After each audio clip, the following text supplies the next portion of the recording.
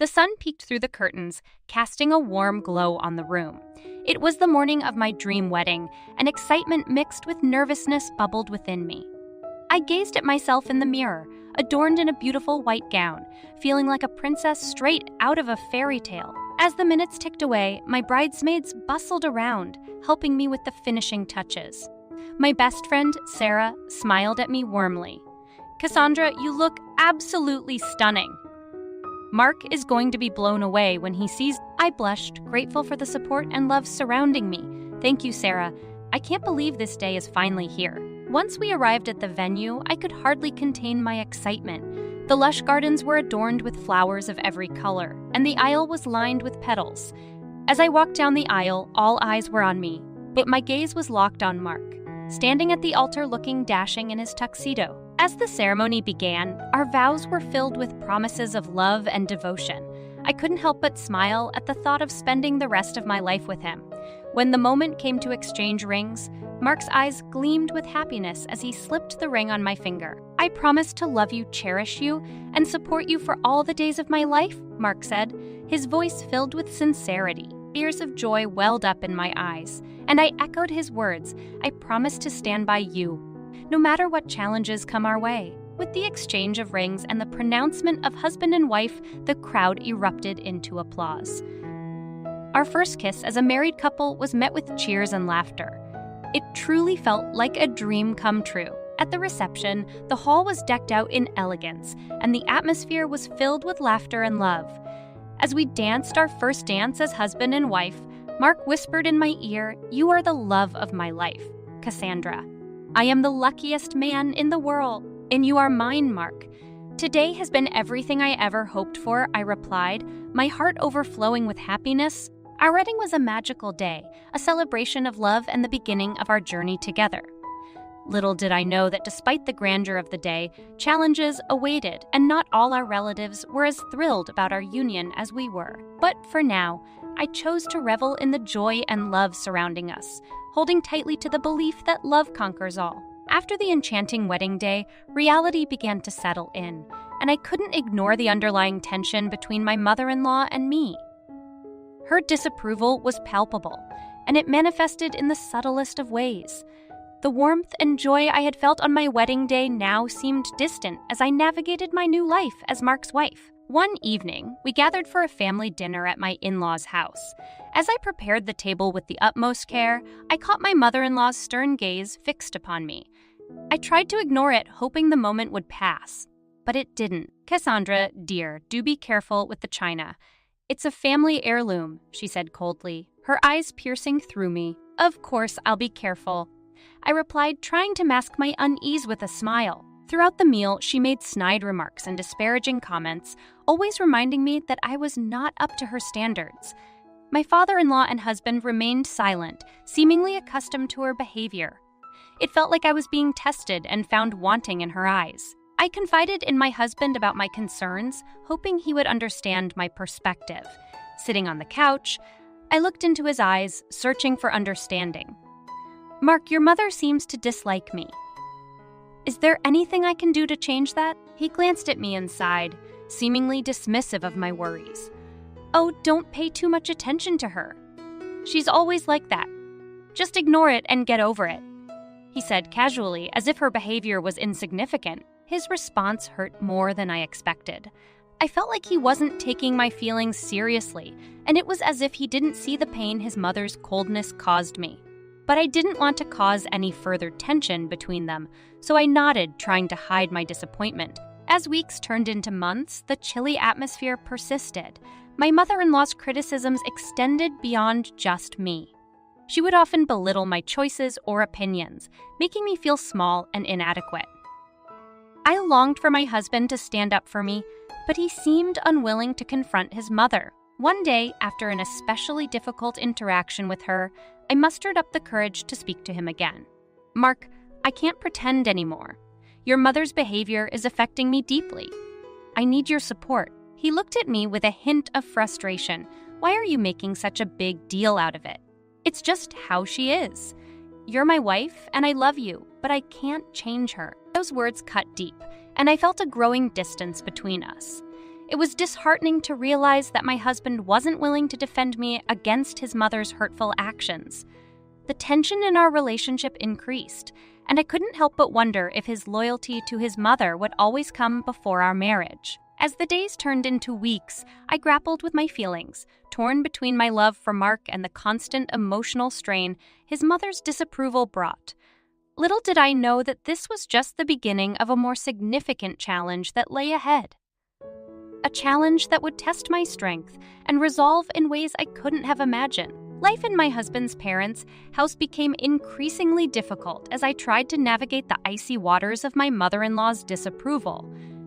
Not only did I have to deal with her constant criticism, but I also found myself burdened with all the household responsibilities while she and the rest of the family seemed to do nothing. One evening, I returned home from work, exhausted and looking forward to some respite.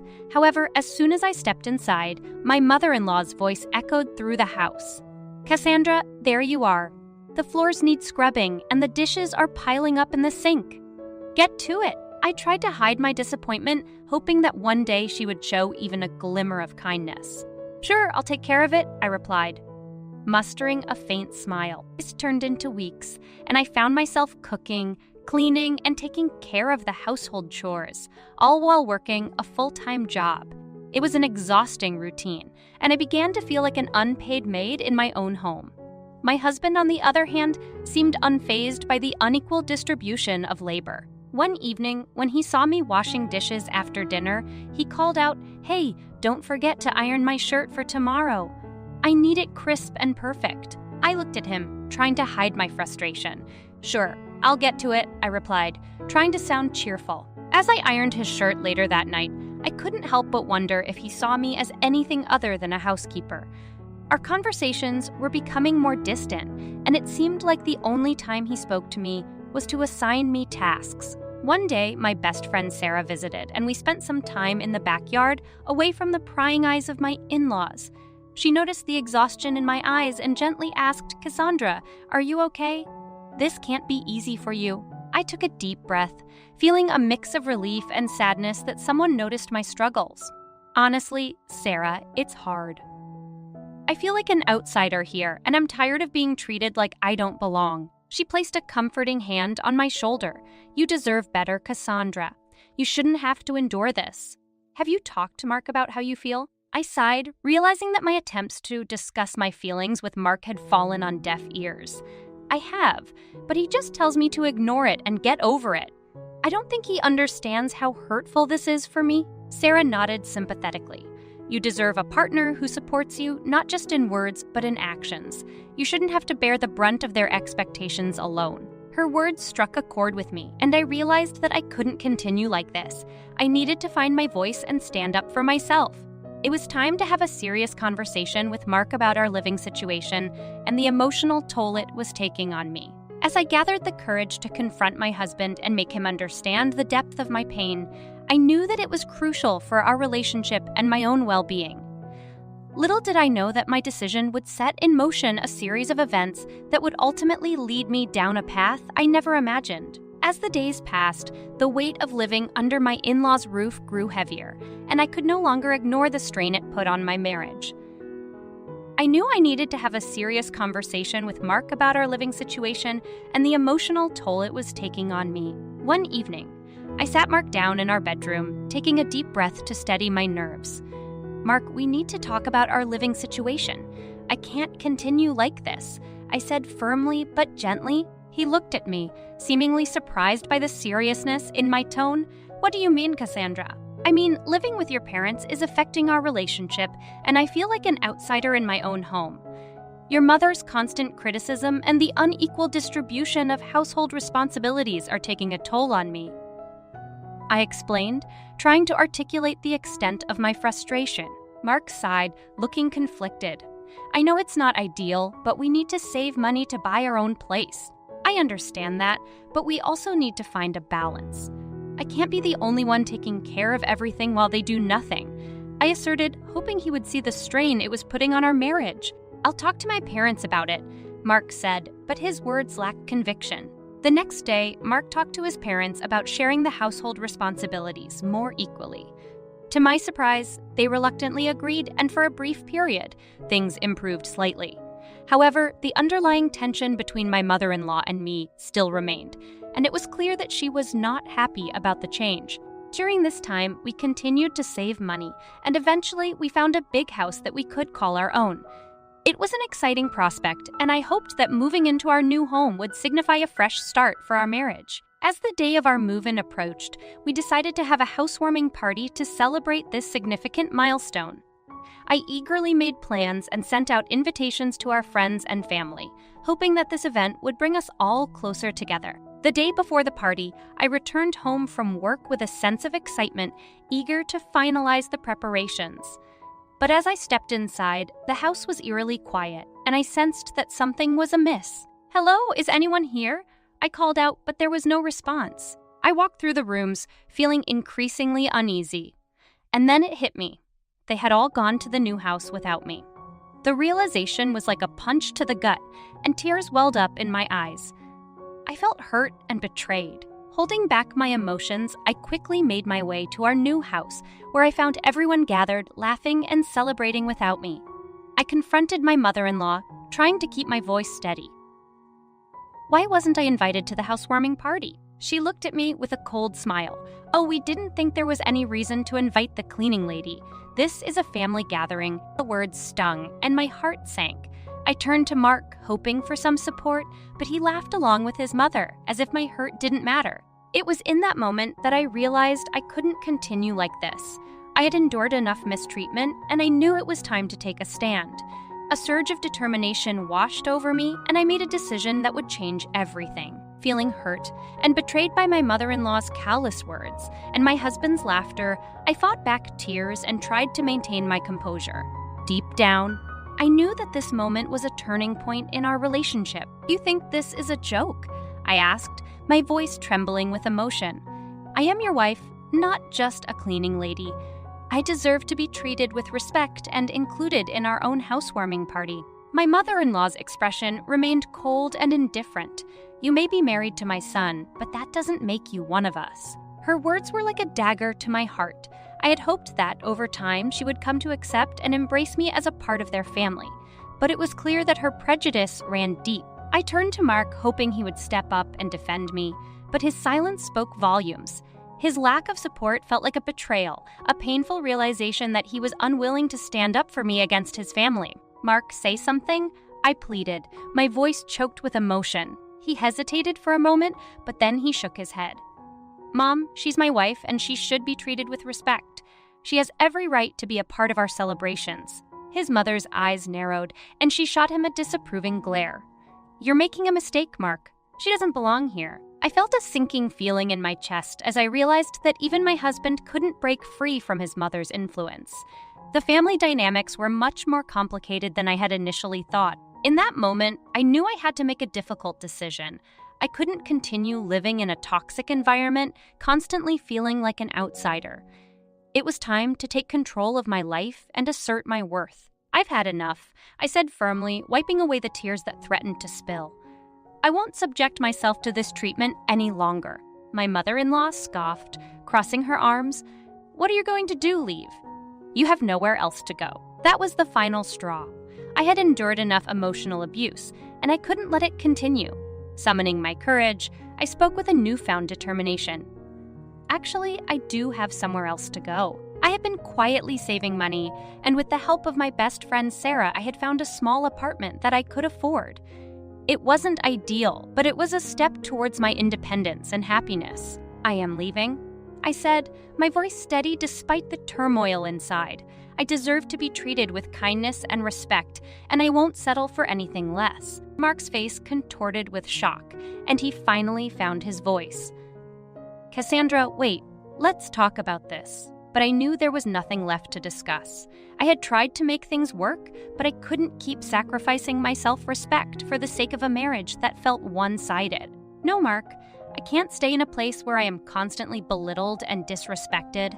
I deserve better than this," I declared, my heart breaking as I walked away from the house, leaving behind the life I had once dreamt of. As I drove away, I felt a mix of sadness and relief.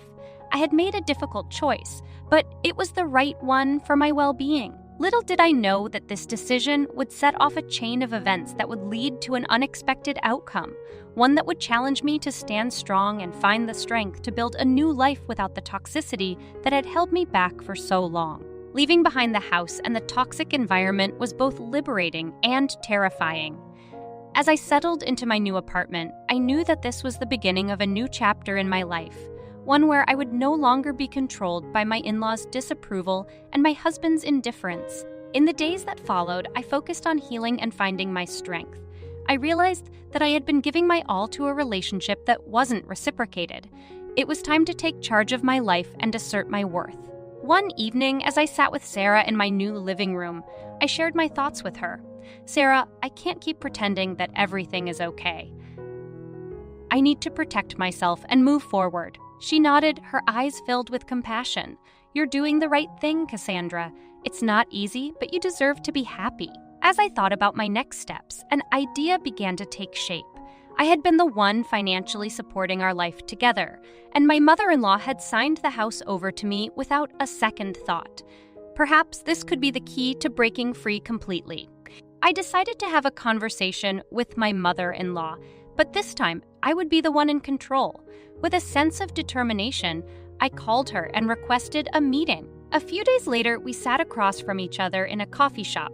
She looked expectantly at me, seemingly unaware of the storm brewing inside me. "What do you want, Cassandra?" she asked, her tone dismissive. "I want to talk about the house," I replied firmly. "Since you signed it over to me, I've been thinking about what to do with it." She raised an eyebrow, clearly curious about my intentions. "And what do you plan to do?" I took a deep breath, my heart pounding. "I want you and the rest of the family to move out." Her eyes narrowed, and her lips formed a tight line. "You can't be serious?" "I am.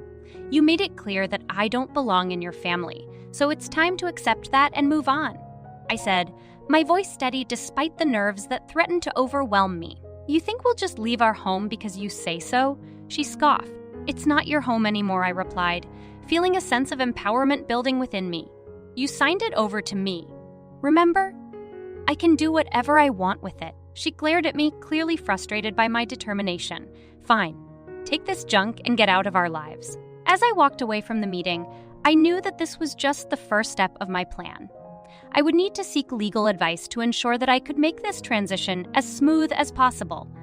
My goal was to sever all ties with the toxic family I had married into and start anew. With the help of a lawyer, I navigated the legal process of removing my in-laws from the house. It wasn't easy, and there were moments when I questioned whether I was doing the right thing. But I reminded myself that this was about reclaiming my life and my happiness. As the court proceedings continued, my mother-in-law's true colors were exposed. She tried to manipulate the situation, painting herself as a victim. But I stood my ground, knowing that I couldn't let her continue to control my life. Eventually, the court ruled in my favor, and I became the sole owner of both houses. The old one where my ex-husband and his family were still living, and the new one that I had purchased. With the divorce finalized and my independence secured, I felt a sense of relief wash over me. I knew that this was the right decision, and I was ready to move forward without the weight of a toxic relationship holding me back. As I stepped into my new house, the one that was truly mine, I felt a sense of accomplishment and pride. I had overcome the hurtful betrayal and taken control of my life. It was time to embrace this new beginning and build a life filled with love, respect, and the happiness I deserved. With the divorce finalized and the houses now in my name, I knew I had taken a step towards true freedom. It was both empowering and bittersweet, as I had to let go of the dreams I once had for my marriage. But it was also the beginning of a new chapter, one where I could build a life on my terms, free from toxicity and hurtful relationships. One day after the court proceedings, I received a call from my ex-mother-in-law. Part of me wanted to ignore it, but I decided to confront the situation head-on. "What do you want?" I asked, my voice firm. Her voice trembled, a hint of desperation seeping through. "Cassandra, please forgive me. We've lost everything, and we have nowhere to go. Can't we just put this behind us and move on?" I took a deep breath, reminded myself of the years of hurt and mistreatment I endured. "You had your chance to treat me with kindness and respect, but you chose not to. Now you have to live with the consequences of your actions. I know I was wrong, she pleaded, her tone seemingly sincere. Please let us stay with you. We have nowhere else to go. I hesitated for a moment, torn between the part of me that wanted to be compassionate and the part that knew she had shown no remorse until now. But I knew that giving in would only perpetuate the cycle of toxicity. I'm sorry, but I can't help you. You made your choices, and now you have to face the consequences, I replied firmly, ending the call. It was a difficult decision, but I knew that allowing them back into my life would only lead to more pain and manipulation. I had to prioritize my well-being and find the strength to move forward. As time passed, I focused on rebuilding my life. I turned the old house, the one they were still living in, into a rental property, ensuring that I could secure my financial independence and start fresh. With the money I earned from the rental, I invested in myself, pursuing new hobbies and even considering furthering my education. One evening, I received an unexpected visit from my ex-husband. I was taken aback, unsure of his intentions. Cassandra, I need to talk to you, he said, looking earnest. I motioned for him to sit, feeling a mix of apprehension and curiosity. What is it, Mark? I know I messed up, he began, his eyes filled with regret. I should have stood up for you and treated you better. I'm sorry for not being there when you needed me. I listened to his words, realizing that they held more weight than any apology he had given before. But I also knew that actions spoke louder than words. I appreciate your apology, Mark, but it's not enough, I said, mustering the courage to speak my truth. I can't forget the years of mistreatment and your lack of support. I need to move on and find happiness without you. He looked down, seemingly accepting my words. I understand. I just wanted you to know that I regret the way things turned out. As he left, I felt a mix of sadness and relief. It was painful to see the person I once loved with such intensity, but I knew that staying tied to a toxic relationship would only hold me back. In the months that followed, I embraced my newfound independence. I surrounded myself with supportive friends and focused on building a life filled with love, joy, and self-fulfillment. As I settled into my new home, the one I had bought with my hard-earned money, I felt a sense of pride and accomplishment. I had overcome a hurtful betrayal and found the strength to stand up for myself. Looking back, I realized that seeking justice wasn't about revenge. It was about reclaiming my life and my happiness. I had learned the value of self-respect and the importance of letting go of toxic relationships. With the weight of the past lifted, I was finally free to embrace the future with hope and optimism. This was my triumph, and I was ready to embrace the journey ahead, knowing that I had the strength to face whatever life had in store for me.